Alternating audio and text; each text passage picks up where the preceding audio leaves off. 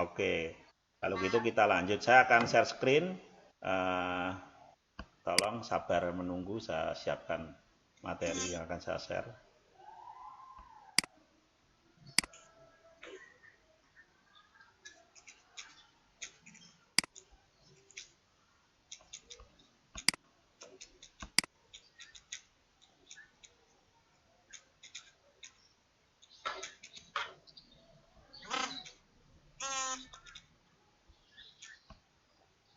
Tolong di mute dulu mikrofonnya para partisipan mahasiswa semua.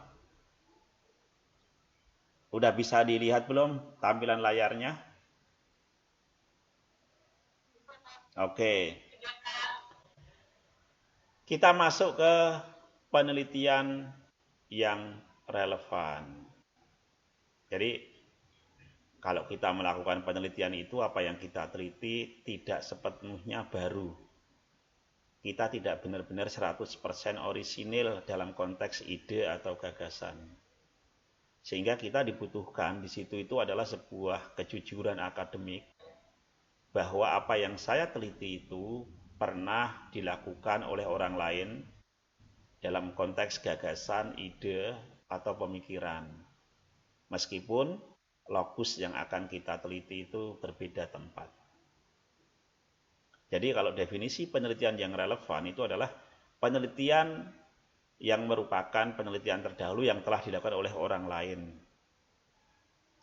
Dalam menyusun penelitian yang relevan, peneliti dapat mencari berbagai hasil penelitian yang telah ada terlebih dulu.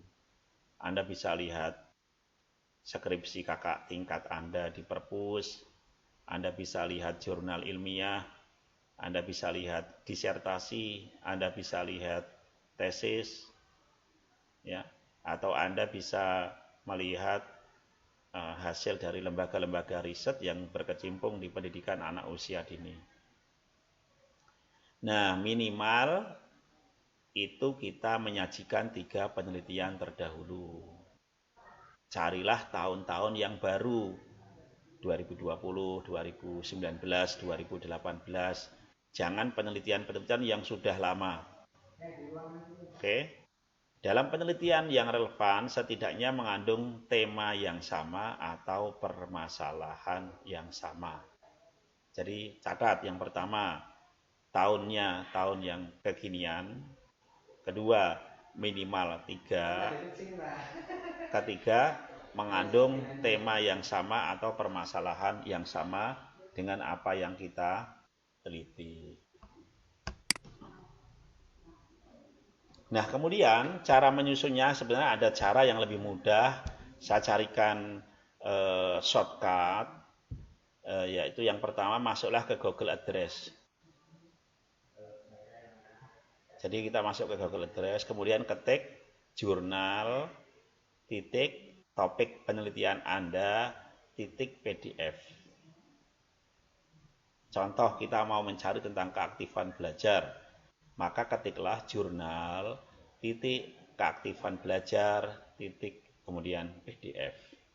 Maka nanti akan banyak hasil penelitian tentang keaktifan belajar dari berbagai jurnal dalam bentuk format PDF. Nah, di situ Anda tinggal mengambil penelitian dilakukan oleh siapa, judulnya apa, tahun berapa, hasil penelitiannya apa.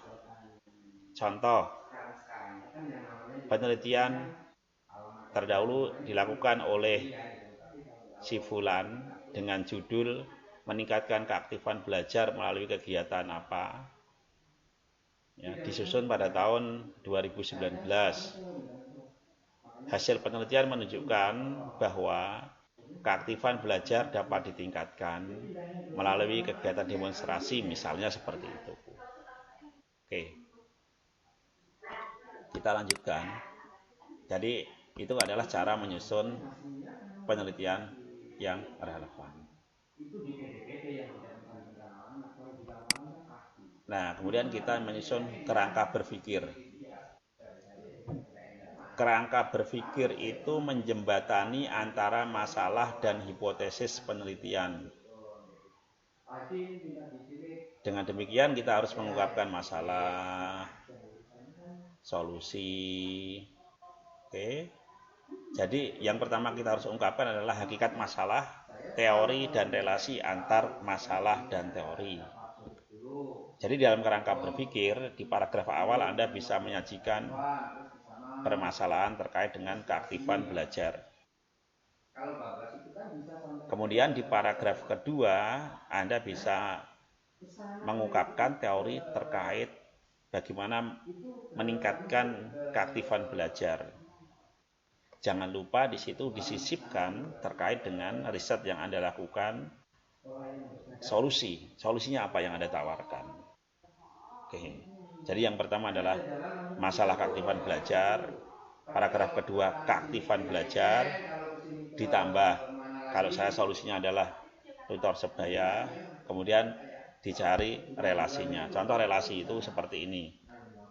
Berdasarkan permasalahan dan teori di atas, maka dapat ditarik benang merah bahwa keaktifan belajar itu dapat ditingkatkan melalui kegiatan tutor sebaya.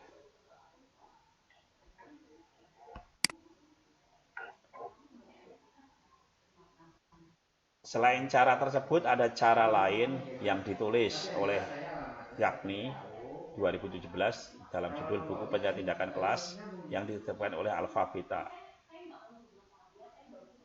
Caranya yang pertama adalah rumuskan kondisi saat ini dalam bentuk poin-poin penting dengan singkat. Yang kedua, rumuskan poin-poin penting tentang tindakan yang akan Anda lakukan. Yang ketiga, rumuskan poin-poin hasil akhir yang Anda harapkan. Yang keempat, rancang sebuah diagram dari nomor 1 sampai nomor 3 itu. Oke, kita lanjut ke hipotesis tindakan. Apa sih hipotesis tindakan itu? Menurut Asrori, hipotesis tindakan adalah suatu perakiraan yang bakal terjadi jika suatu tindakan dilakukan. Warsaw juga menyebutkan bahwa hipotesis tindakan adalah dugaan mengenai perubahan yang akan terjadi jika suatu tindakan dilakukan. Nah, hipotesis tindakan dirumuskan dalam bentuk keyakinan tindakan yang diambil akan memperbaiki semua proses, sistem, proses, atau hasil. Jadi form desain kalimatnya bisa seperti ini. Dengan titik-titik akan meningkatkan titik-titik.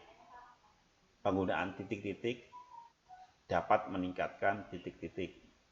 Peningkatan titik-titik melalui penggunaan titik-titik terbukti efektif.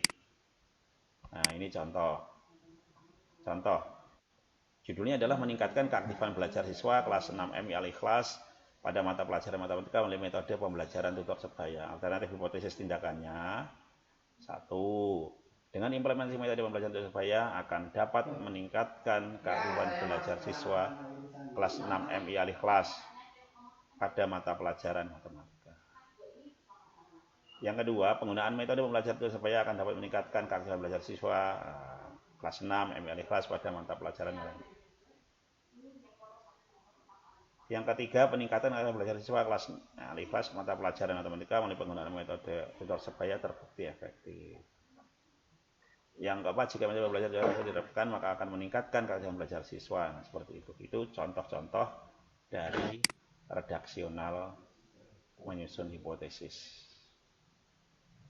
Nah, nanti kalau dirasa belum jelas, saya kirimkan videonya, saya taruh di e-kampus, kemudian kita akan diskusi di e-kampus. Anda hari ini berarti materi bab 2 sudah selesai.